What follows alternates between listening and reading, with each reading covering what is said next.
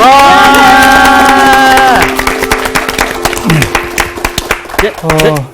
잘 지냈죠? 네. 성호 씨 오래간만입니다. 네, 반갑습니다. 어떻게 지냈어요? 뭐 잘 지내고요. 딴 친구들 앨범 열심히 말하는 녹음하고 뭐 그러고 앨범 있었어요. 준비? 예. 하여튼 뭐 늘 뭔가 하고 있네요. 네. 기대합니다. 감사합니다. 뭐가 나오는지, 작품이 나오길 기대합니다. 나오긴 나와야 되는데. 나와야 되는데. 우리가 지금 공부하고 있는 게 뭔지 혹시 알고 오셨어요? 룻기? 룻기 네. 공부하고 있죠.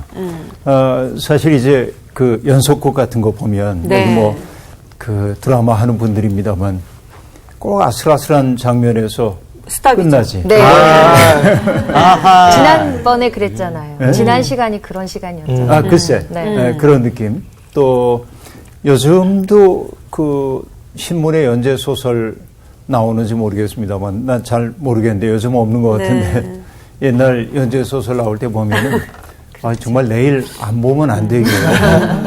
얄미워. 맞아. 근데 보면 우리의 일상이라는 게 뭐 특별할 게 없는데 어떤 한 부분을 뚝 잘라가지고 놓으면 그게 드라마틱하게 보이기도 하거든요. 삶이라는 게 그래요. 그래서 시인들이 하는 일이라고 하는 건 뭐냐면은 아주 일상적인 삶의 어떤 순간을 도드라지게 우리에게 보여줘요. 낯설게. 네. 그때 그 순간이 굉장히 큰 의미로 우리에게 다가오기도 하죠. 네. 그러니까 이게 시인들은 새로운 세계를 보는 사람들이라고 얘기할 수 있는데 모든 글 쓰는 사람들의 고민이 그런 데 있습니다. 어떻게 하면 긴장을 잃어버리지 않고 자기의 논지를 전개할 수 있을까 하는 건데 사실 지난 시간에 우리가 룻기에서 드라마틱한 장면을 봤습니다. 네. 그러니까 시어머니의 코치를 받은 룻이 타작마당에서 흥겹게 먹고 마시고 이제 서늘할 때 자리에 누워있는 보아스의 발치에 가서 이불을 들치고 눕습니다.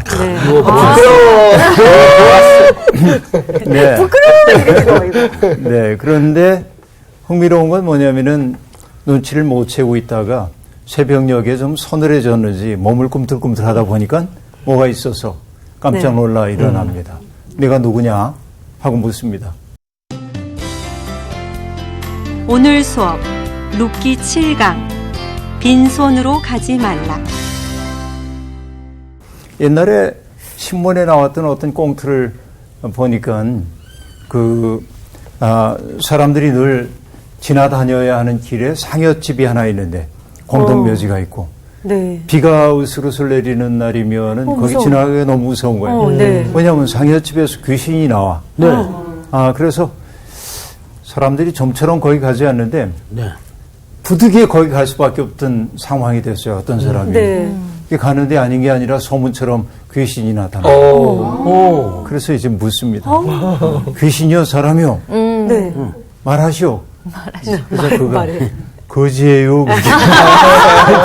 거지가 귀신 노릇. 아니 귀신 노릇한 게 아니라 비가 오니까 갈 데가 먹을 때 마땅치 않아서 거기에 가는 얘기. 이거 완전히 그 일종의 장편 소설인데 이때 장편은 긴 장자가 아니고 손바닥 장자. 요만한 이야기. 네, 재밌게 봤던 기억이 납니다. 사람들은 미지의 것에 대한 두려움이 있죠. 공포가 있죠. 그리고 미지의 것은 위험하다고 하는 생각이 우리에게 있어요. 그러니까 자기 발치에 있는 어떤 기척을 느끼고 나서 누구라도 나라고 그래도 누구요? 그러겠죠. 그렇죠. 그런데 이제 또 다른 의미로도 볼 수 있겠고 그래서 이제 룻이 보아스에게 자기의 모습을 드러냅니다. 항상 보아스와 자기의 대면에는 제3자들이 개입해 있었죠. 함께 일하는 소년들이라든지 일을 돌보는 사람이라든지 그래서 호의를 베풀더라도 그것은 다중 속에서 베풀어지는 호의였습니다. 그런데 이 야심한 밤에 둘이 달도 떴을까? 근데 잘 알 수 없는데 어쨌든 룻이 얘기합니다. 나를 그 옷자락으로 덮어달라고 당신의 옷자락으로 덮어달라고 얘기를 합니다. 그러자 당황한 보아스 그래 내가 다 알았다고 네가 말한 대로 다 이룰 거다 하고 얘기했어요. 어떻게 될까? 여기서 끝났죠. 지난 시간에. 오늘 얘기는 그 후에 이루어지는 이야기입니다. 재밌는 타이밍에 오셨네요. 약간 부끄럽기도 하면서 보고 싶은 욕망이 넌 제일 생기네요. 좋을 때 왔어. 네, 우리 내용을 다 알고 있으니까 뭐 별로 부끄러운 내용은 아닌데 어쨌든 드라마로 보자고 한다면 네. 그렇게 볼 수 있겠는데 오늘 롯기 3장 11절부터 18절까지 공부하는데요. 상우 씨부터 좀 네. 읽어주세요. 네. 그리고 이제 내 딸아 두려워하지 말라. 내가 내 말대로 내게 다 행하리라. 내가 형숙한 여자인 줄을 나의 성읍 백성이 다 아느니라. 참으로 나는 기업을 물을 자이나 기업 물을 자로서 나보다 더 가까운 사람이 있으니 이 밤에 여기서 머무르라. 아침에 그가 기업 물을 자의 책임을 내게 이행하려 하면 좋으니 그가 그 기업 물을 자의 책임을 행할 것이니라. 만일 그가 기업 물을 자의 책임을 내게 이행하기를 기뻐하지 아니하면 여호와께서 살아계심을 두고 맹세하노니 내가 기업 물을 자의 책임을 내게 이행하리라. 아침까지 누워 있을지니라 하는지라. 룻이 새벽까지 그의 발치에 누웠다가 사람이 서로 알아보기 어려울 때에 일어났으니 보아스가 말하기를 여인이 타작마당에 들어온 것을 사람이 알지 못하여야 할 것이라 하였습니다. 보아스가 이르되 내 겉옷을 가져다가 그것을 펴서 잡으라 하매 그것을 펴서 잡으니 보리를 6번 되어 룻에게 지어주고 성읍으로 들어가니라. 룻이 시어머니에게 가니 그가 이르되 내 딸아 어떻게 되었느냐 하니 룻이 그 사람이 자기에게 행한 것을 다 알리고 이르되 그가 내게 이 보리를 6번 되어주며 이르기를 빈손으로 내 시어머니에게 가지 말라 하더이다 하니라. 이에 시어머니가 이르되 내 딸아 이 사건이 어떻게 될지 알기까지 앉아있으라. 그 사람이 오늘 이 일을 성취하기 전에는 쉬지 아니하리라 하니라. 네. 그럼 내용이 좀 갑자기 이상해지는데 뭐 이상할 왜요? 거 없어요. 왜요? 기업 물을 자가 나보다 더 가까운 사람이 있다는 건 다른 사람을 얘기하는 거 아닙니까? 그렇죠. 네. 또 다른. 또 다른 사람. 네. 3장이 지난번에 얘기한 대로 시어머니와 며느리 사이에 대화가 이루어지고 네. 시어머니가 지시한 것을 며느리가 수행하는 것이 다음 대목을 이루게 되고 그 사건에 대해서 시어머니에게 고하는 이야기가 마지막을 이루고 있어요. 3단으로 되어 있는 거죠. 네. 오늘은 이제 우리 가운데 부분 얘기를 듣게 되는데 여하튼 아까 얘기한 대로 이제 그 자다가 깨어난 보아스와 룻이 얘기를 나누는 대목인데 11절에 굉장히 중요한 구절이 등장합니다. 뭐냐면 내 딸아 하는 그 호칭이 여기에 등장하고 있죠. 내 딸아 하는 얘기가 나옵니다. 네. 처음에 물론 이것은 앞에서도 나왔습니다. 그러니까 이것은 혈연 관계를 뜻하는 말이 아니라 친밀하게 하는 이야기입니다. 네. 친밀함에 표현하기 위해서 내 딸아 이제 이렇게 얘기를 하고 있는데 그가 하는 첫 마디가 뭐냐면 두려워하지 말아라 하고 말합니다. 그렇죠? 두려워하지 말아라. 왜냐하면 지금 두렵죠. 얼마나 두렵겠어요. 어떤 두려움일까요? 여러 가지가 있을 거예요. 첫째는 거절당할지도 모른다고 하는 그렇죠, 두려움이 그렇죠. 일단 있습니다. 그렇죠. 정말 마음 먹고 다가섰는데 거절당하면은 힘들죠. 수치심을 느낄 것 같아요. 수치심 느끼죠. 네. 그 수치심 때문에 일을 저질렀던 여인이 있습니다. 보디발의 아내. 맞아요. 그렇죠. 젊고 잘생긴 요셉을 연모하다가 어느 날 사람들이 다 집을 나선 다음에 홀로 있는 요셉을 부르지요. 네. 그리고 자기의 마음을 고합니다. 근데 요셉이 노 네. 하고 뿌리치죠. 이것은 주인에 대한 신의를 배신하는 일이기 때문에 그럴 수 없습니다. 하고 얘기합니다. 그러자 돌아나가는 요셉의 옷자락을 붙잡았고 옷자락이 보디발의 아내의 손에 들어가게 되죠. 네. 그런데 그 옷자락은 사실은 요셉의 깨끗함, 정결함의 상징이지만 반대. 그러나 그 손에 음모자의 손에 들렸을 때 그것은 그의 그 폭력에 대한 증거처럼 제출이 되기도 하는 거죠. 요셉은 이래저래 옷 때문에 문제가 많아요. 그러네. 채세고 그렇죠. 그러니까 옷이 참 중요해요. 좋은 옷 입으란 얘기가 아니고. 그런데 뭐냐면 보디발의 아내가 그 때문에 거절당한 앙심 때문에 요셉을 모함하고 그렇죠. 뭐 상투적인 얘기는 하지 않으려고 그럽니다. 아무튼 거절당한다는 것은 누구에게나 상처입니다.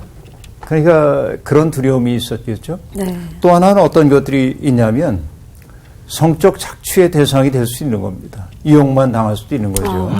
그런 두려움도 있을 수 있었겠죠. 이용만 당하고 내침을 당하는. 그렇죠.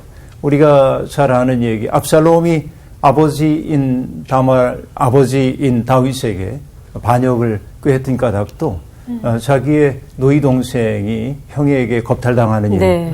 이것 때문에 벌어졌던 사건임을 우리가 알게 되는데, 그러니까 그렇게 연모해 마지 않았던 그 노이 동생을 보고 나중에 암논이 뭐라고 하냐면은 이 꼴도 보기 싫다 그러거든요. 자기 욕정을 채운 다음에는 네, 그쵸. 그럴 수도 있는 거죠.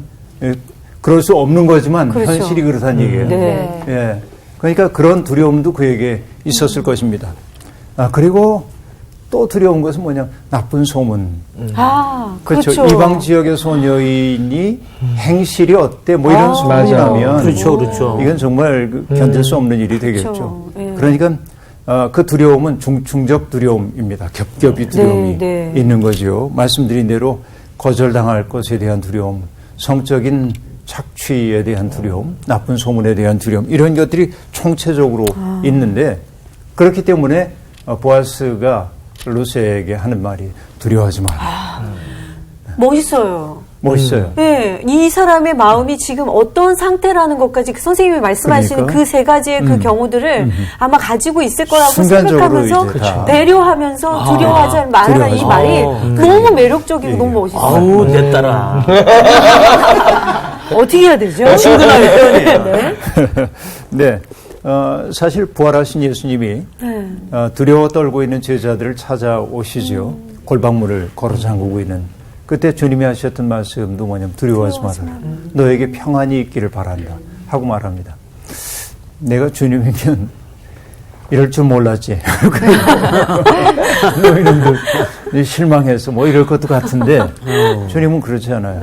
그러니까 주님께 등을 돌렸지만 네.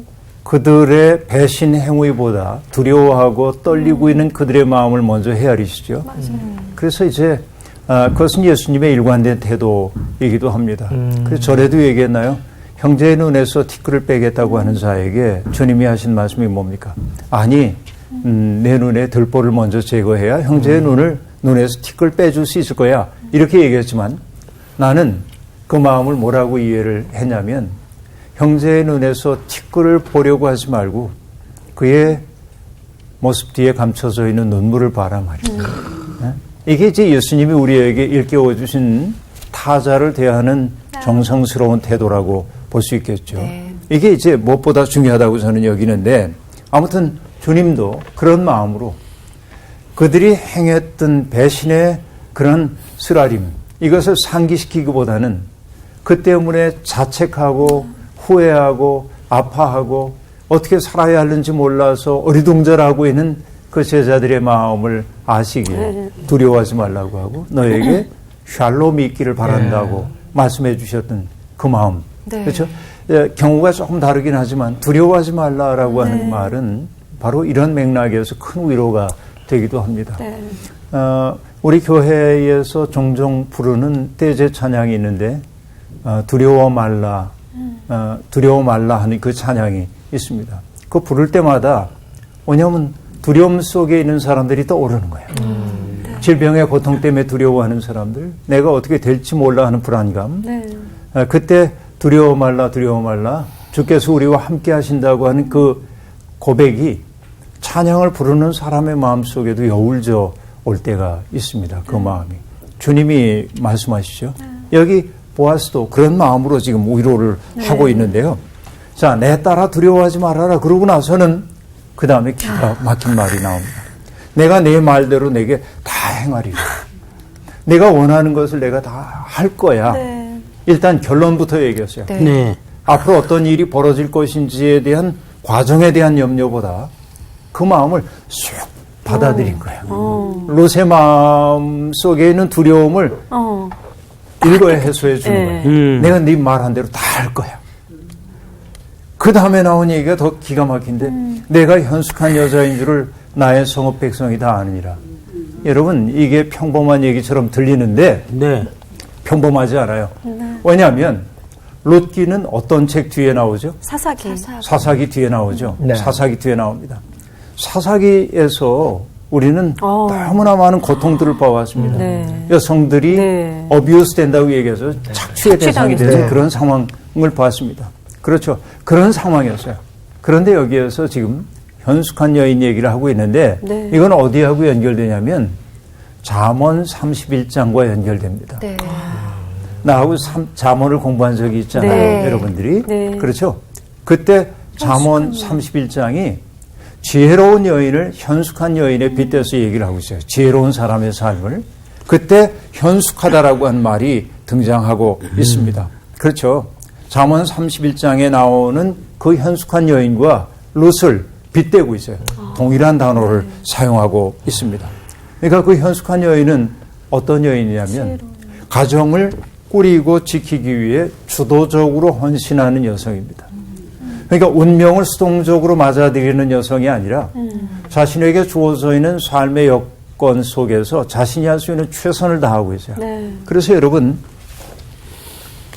어느 신학자는 믿음이라고 하는 걸 뭐라고 말하냐면 존재의 용기 이런 말로 사용하기도 합니다. 뭐 존재란 말이 좀 어렵긴 하죠. 네.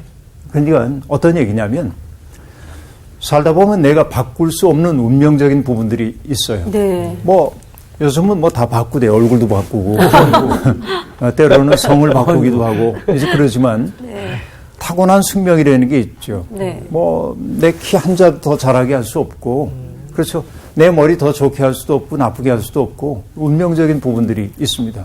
그런데 이런 평범한 경우가 아니라 태어날 때부터 장애를 갖고 태어났다든지 네. 그렇죠? 혹은 중도의 장애를 입게 됐다든지 그러면 인생이 얼마나 힘들어요. 네. 너무 힘들잖아요. 네. 그때 사람들이 취할 수 있는 태도는 뭘까요? 누군가를 원망할 수도 있습니다. 그렇죠. 대부분 원망에 빠지기가 쉽다고 볼 수 있습니다. 그러나 원망한다고 내 삶이 달라지는 건 하나도 없어요. 이때 우리에게 필요한 것이 뭐냐면 내 삶의 조건이 악조건이라 해도 내 삶으로 수용하는 용기입니다. 네. 그걸 내 삶으로 수용하고 그 속에서 내가 뭘 할 것인가를 생각하는 것. 내 삶을 어떻게 기획할 것인가를 생각하는 것. 이게 바로 존재의 용기야.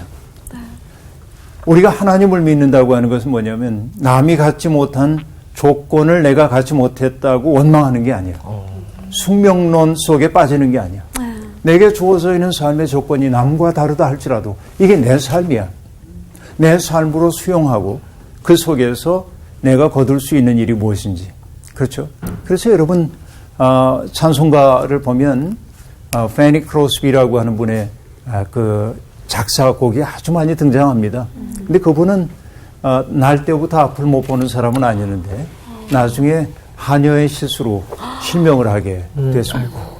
그러니까 얼마나 원망스러워요. 예. 그러나 페니 크로스비는 앞을 보지 못하기 때문에 내면을 보기 시작했고 하나님의 은혜에 눈 떴고 그 주옥 같은 찬양들을 수도 없이 지어내게 되었습니다.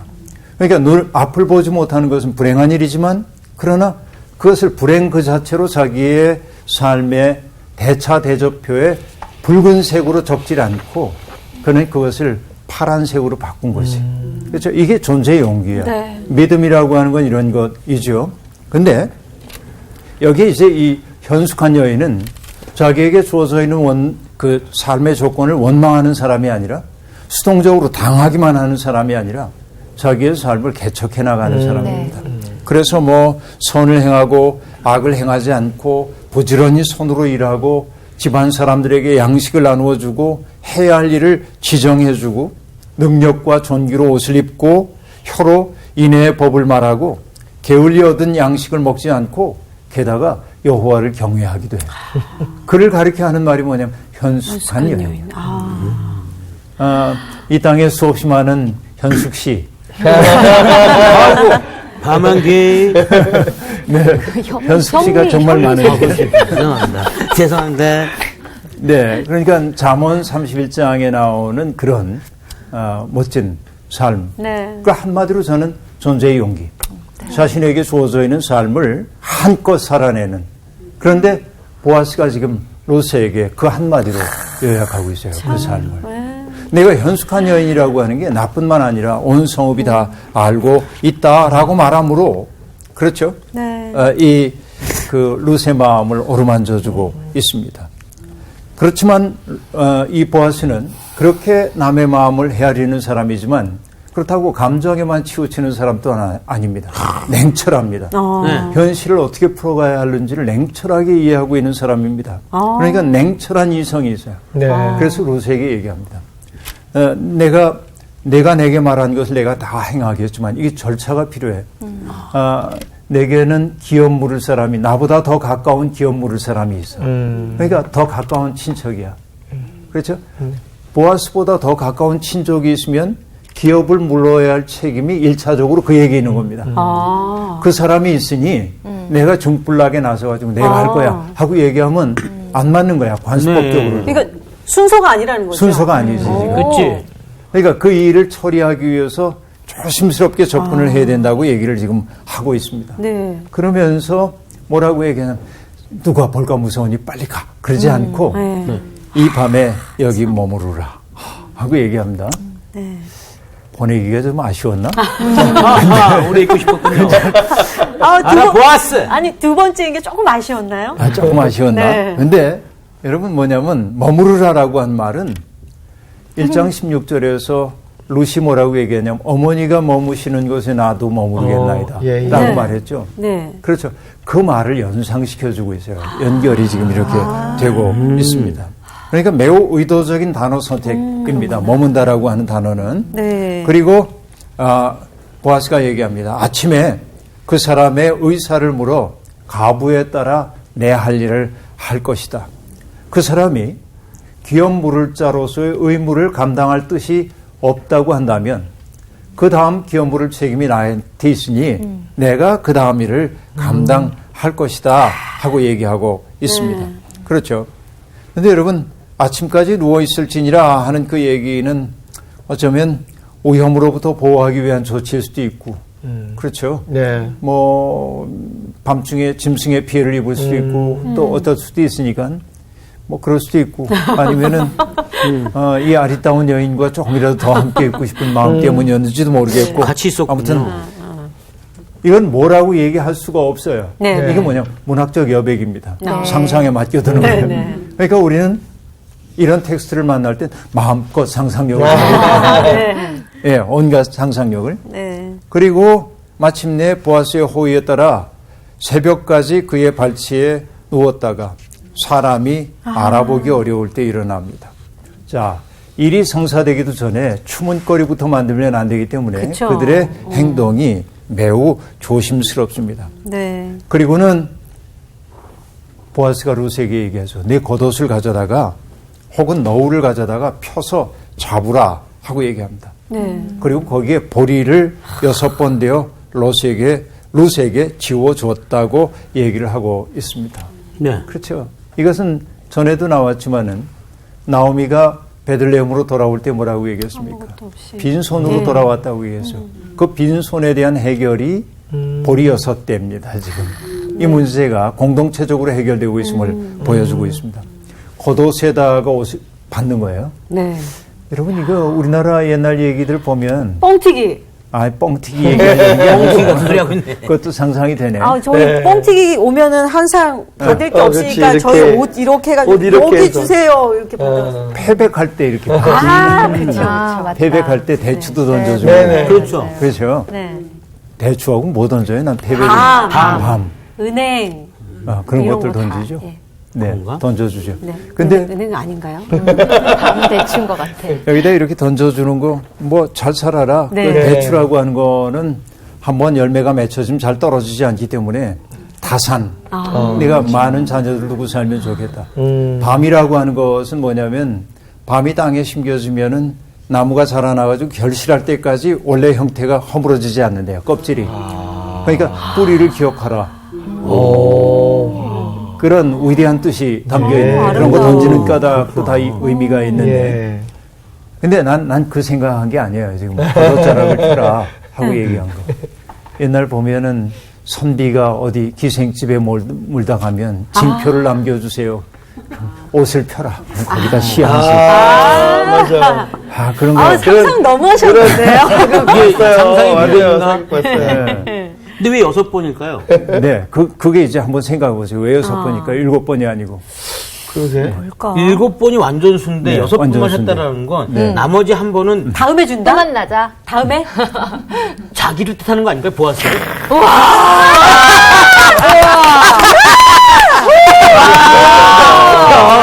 영광 할렐루야. 되게 문학적이야. 야. 영광 할렐루야. 그러기 위해서는 마귀들과 싸우지. 상훈 씨 최근에 나온 뮤직비디오입니다. 아, 그렇죠. 한번 보여줘야 되는데. 네. 한번 보여줄 것 같아요, 성사당에서. 네. 어쨌든 그렇게 돼서 이제 아주 넉넉한 이야기가 나눠지고 나서 보아스가 성읍으로 돌아갑니다. 다른 번역본에는 룻이 돌아간 것으로 되어 있기도 합니다. 그리고 16절부터 나오는 이야기는 마침내 시어머니에게로 돌아간 룻의 이야기가 전개되고 있습니다. 여기서 똑같이 내 딸아 네. 그렇게 얘기하죠. 내 딸아 어떻게 되었느냐? 일이 어떻게 됐어? 이렇게 묻습니다. 그런데 관의 줄을 보면 이 밑에 있는 줄을 보면 여러분 성경 밑에 보면 주가 나오는데 네. 너는 누구냐 그렇게 얘기하는 장면이 나옵니다. 내 네. 딸아 어떻게 되었느냐? 이게 너는 누구냐로 되어 있어요. 그러니까 여러분 노심초사하던 시어머니가 엉겁결에한 말일 수도 있습니다. 이게 넌 누구냐 하는 말이. 여러분 보면 이 시어머니의 마음이 읽혀지지 않아요?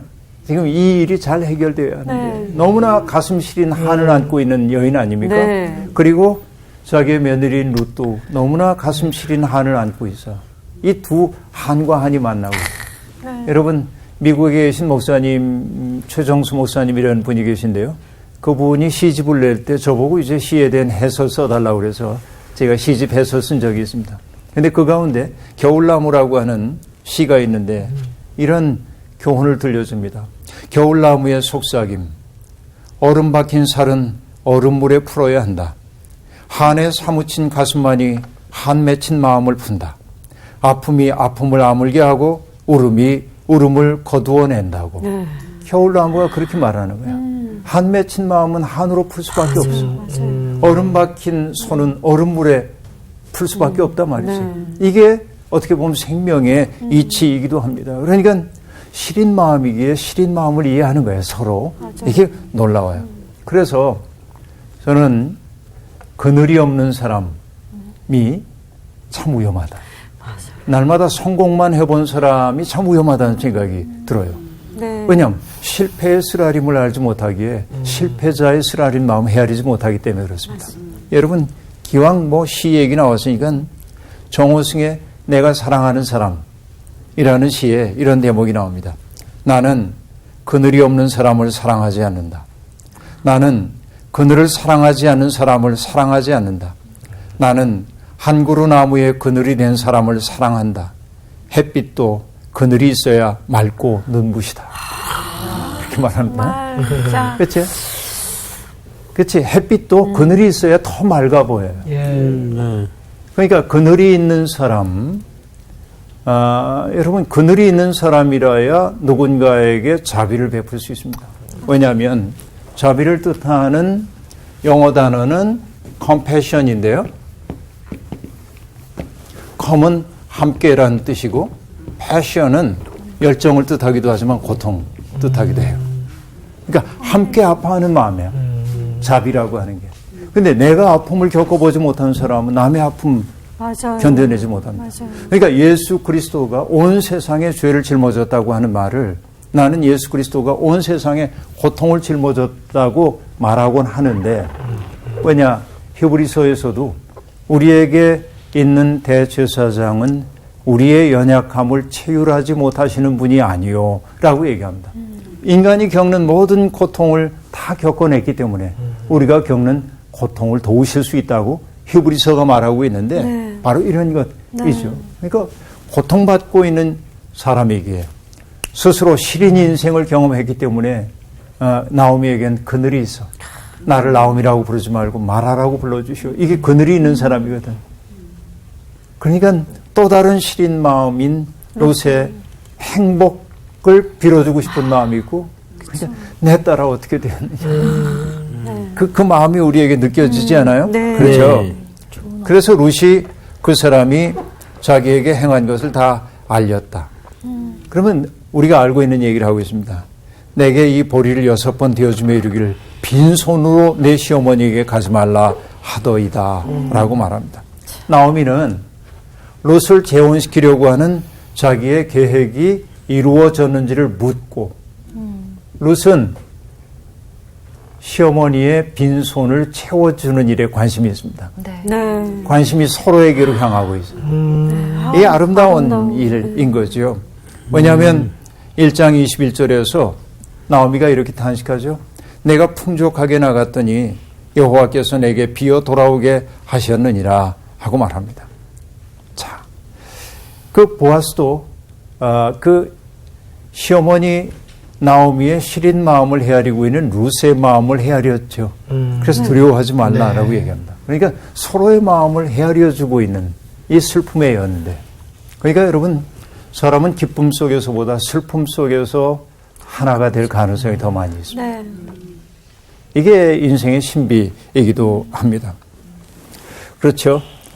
우리는 그런 사랑을 받고 살았어요. 여러분 우리가 다 사랑받고 산 사람들 아니에요? 성관님의 어머니의 알통이라는 재미있는 시집이 있어요. 어머니 알통. 어머니 알통.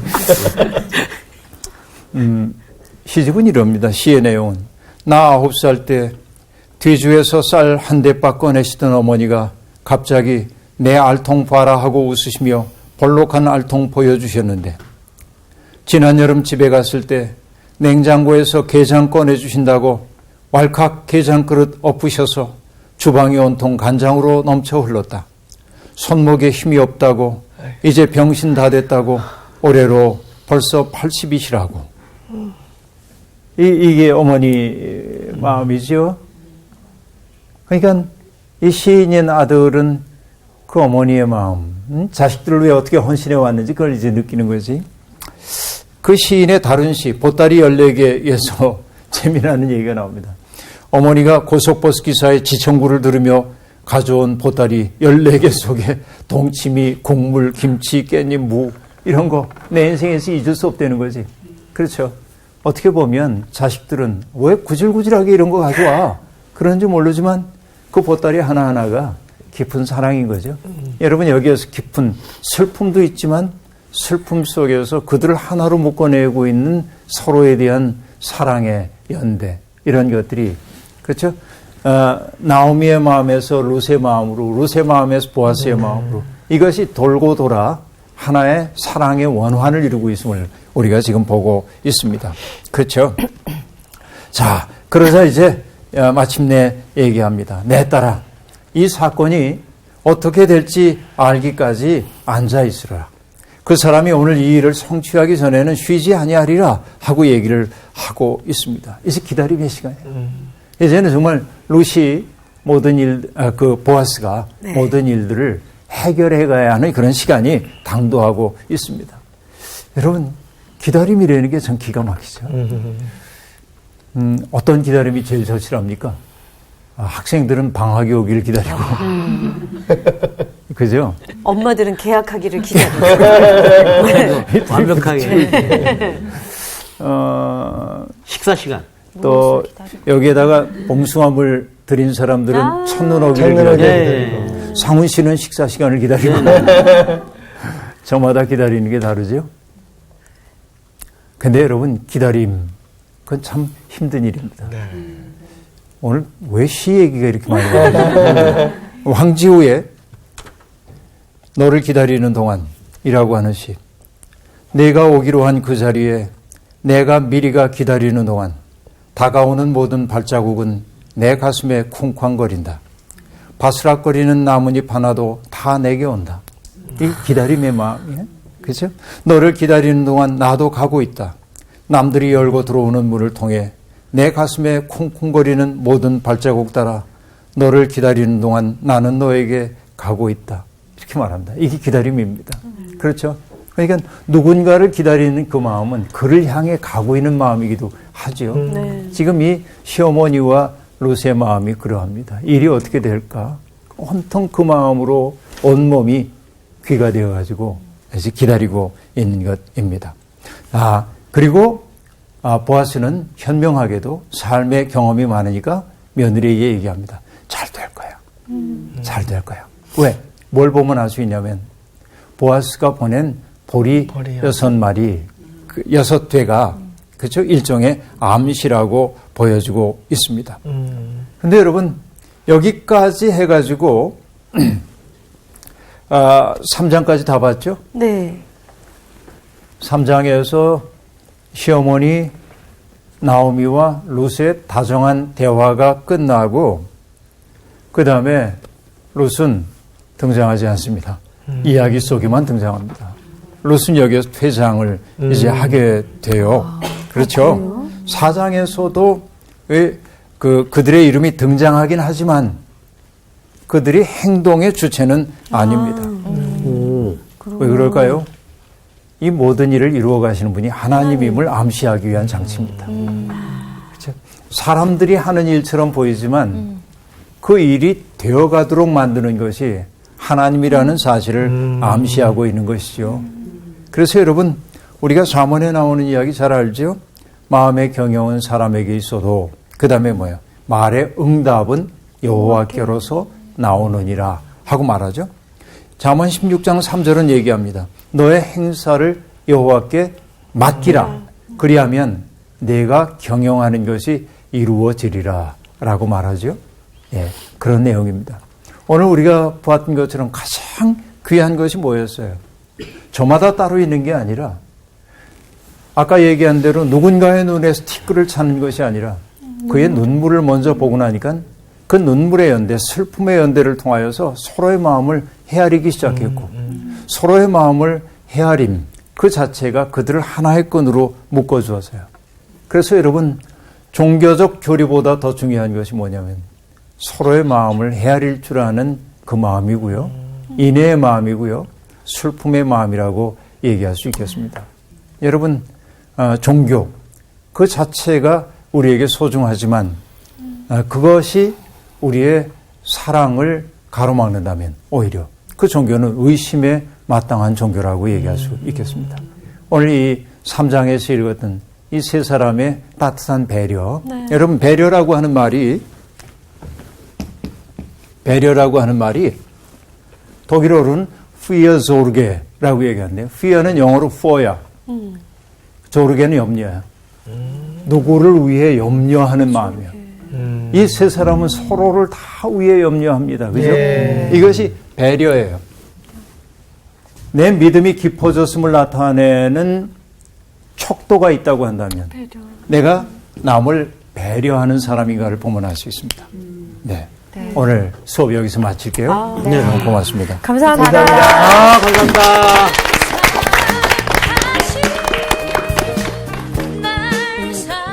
슈르벤 그늘진 자들, 마음에 그늘진 사람이라는 이 말이 되게 와닿았어요. 누구를 이렇게 만났을 때 제가 봤을 때도 이때까지 살면서 아무런 문제가 없었던 사람보다는 뭔가 마음에 그늘진 사람한테 끌려요. 왜냐하면 그래서 사실은 결혼하려고 할 때도 그런 생각이었었거든요. 나는 좀 약간의 내가 겪었던 어떤 아픔과 힘겨움을 얘기했을 때 충분히 이해하고 공감해주는 사람하고 결혼해야지라는 생각을 했었는데 그것처럼 누군가를 만났을 때도 그렇게 그늘지고 뭔가 어려움과 힘겨움을 겪은 사람이 자꾸 끌리더라고요. 저는 이 얘기 하면서는 정말로 사람들을 요즘에 너무 이기주의가 많으니까 나만 생각하고 그래서 어쩜 친구를 사귀는데 어려움을 겪는 것 같아요. 그래서 정말 다른 사람을 조금 더 배려하고 그 사람 말을 귀 기울이는 건 이게 되게 중요한데 저부터도 요즘 뭐 먹기 살고 바쁘다고 저만 생각하다 보니까 주위에 친구가 없네? 이런 생각이 들 때가 있거든요. 나 이렇게 사역을 할 때 보면 이게 내가 심장이 아프다 보니까 심장 아픈 사람 내지는 뭐 좀 지병이 있는 사람들한테 옛날에는 사실 그냥 위로의 말을 한다고 하지만 사실 깊은 위로가 될 수가 없잖아요. 근데 이제는 정말 그 내가 아파 보니까 그 위로를 해줄 수가 있는 거예요. 이번 주 퀴즈입니다. 발치 이불을 들고 누운 룻에게 보아스가 이렇게 말합니다. 내가 베푼 인애가 처음보다 나중이 더하도다. 여기에 사용된 인애의 히브리어는 다음 중 무엇일까요? 1번 토브, 2번 헤세드, 3번 미슈파트. 정답을 아시는 분은 CBS 성서학당 홈페이지에 정답을 올려주시거나 우편으로 보내주시면 됩니다. 선정되신 분들에게는 하나님의 말씀을 전 세계에 보급하는 대한성서공회에서 성경, 송태근 선생님의 교회가 알고 싶다, 김기석 선생님의 요, 예레미야 산책 끙끙 앓는 하나님, 성경 통독을 위한 최고의 자습서 성경 2.0 가운데 하나를 드립니다.